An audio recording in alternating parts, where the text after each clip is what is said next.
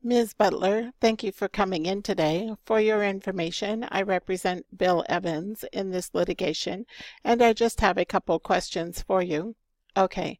Counsel asked you how you met Larry and Debbie Perkins, and you thought that Mr. Evans introduced you to them. Is that your memory of how it happened? Yes, it is. Are you positive that it was Mr. Evans, or how do you place it as being him that introduced you to them? I just remember that they were his clients on that deal. They were buying the house and he was the agent for the sale. Do you remember any other agents in your office working with Bill Evans on this transaction? No. What is the standard practice in the office for the agents who work there and their workload? Is everyone responsible for their own deals, or do people help each other out? Objection calls for speculation and no personal knowledge. I am just asking for her opinion. Well, you asked her what the standard practice is. Also, she no longer works there, but the time frame should be clarified. During the time you worked there, did you notice if the agents only worked the cases they were assigned, or whether everyone worked on all the deals? Everyone had their own houses that they were selling or buying or whatever, yes. Was it a common practice that one agent might help another agent in regards to closing the deal? I don't really know what they would do as far as closing the house. I mean, if you are talking about someone dropping off papers for them or something like that, I'm sure that happened. Objection, non-responsive. Were you ever made aware that someone other than Mr. Evans was working on this particular transaction? No, not that I recall. Do you know an agent by the name of Joseph Stanton working for Gold Realty? Yes, I do. He started working there after I did. Do you know what his role or duties were at Gold Realty? He was a realtor. He sold houses and bought houses for clients. Do you remember Mr. Stanton bringing you any documents regarding the house on Maple Lane? No, I don't. I mean, he might have handed me something to mail, but I wouldn't know what's contained in the envelope. So you don't remember any specific event where he requested you to do something regarding that file? No.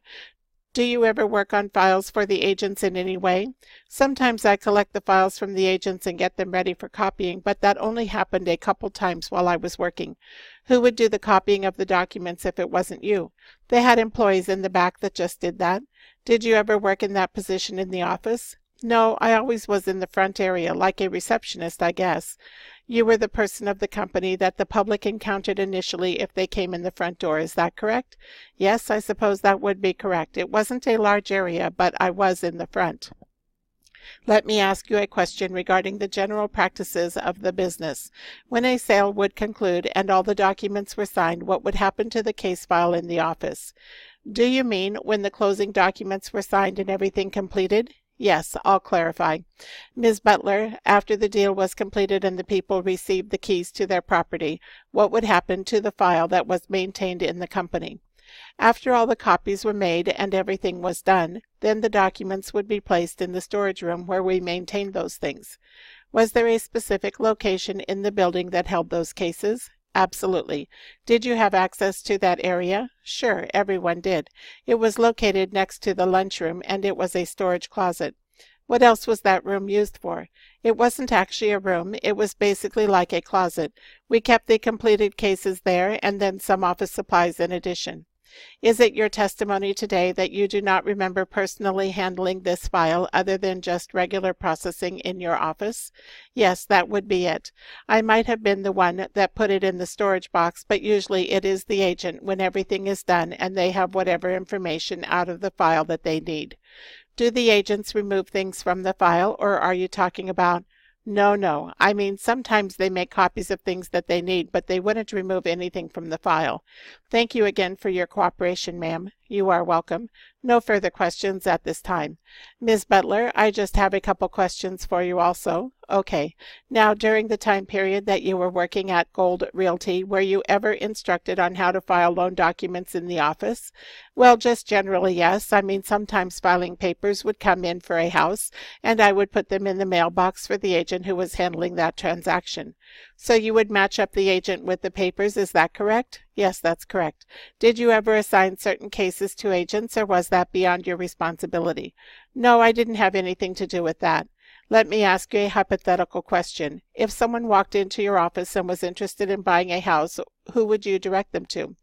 Well, it wasn't really that kind of business. I mean, I guess people could walk in off the street, but the people that came in were clients that had appointments or they were meeting someone. In the time period that you worked there, did you ever have anybody come in off the street and request to interview with a realtor regarding a property purchase? Not that I ever remember. If that event had occurred, what would have been the procedure? How were you to handle that situation? I would have immediately called my boss and reported to him someone was in the office who wanted to select an agent. And who was your boss? Most of the time I worked there, it would have been Ron Gates. Is that who hired you at Gold Realty? Yes, it is. I was just his secretary, I guess you could say. You were working for Mr. Gates, but you also had other responsibilities in the office dealing with the other agents? Yes, that's true. What was the job title for Mr. Gates? He was the owner of the business. Did you ever understand him to be a realtor or broker? I believe so. I mean, I know he sold houses, but he was mostly in the office and always handling the administrative stuff. Okay, when you say mostly in the office, do you mean as opposed to out showing houses to clients? Yes, he did have some clients, and he did sell some properties or purchase some houses for clients, but he mostly was in the office.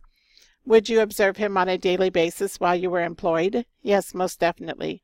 Do you remember Mr. Gates and Mr. Evans ever working together on a contract? No, I wouldn't imagine that would have happened. Why do you say that? Well, I just don't think that would work. Can you explain that to us?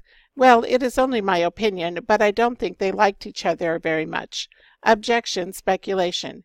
It is just my opinion. That's what I believe. Ms. Butler, did you ever observe any type of fight or altercation between Mr. Evans and Mr. Gates?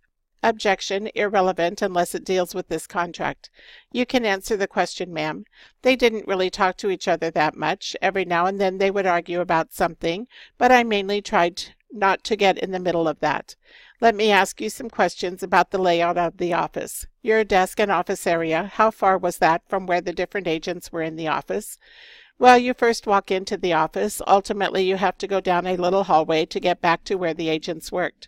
If you were positioned at your desk, could you see any agents? Not really. You have to walk down the hallway. And where was Mr. Gates located in relationship to your desk?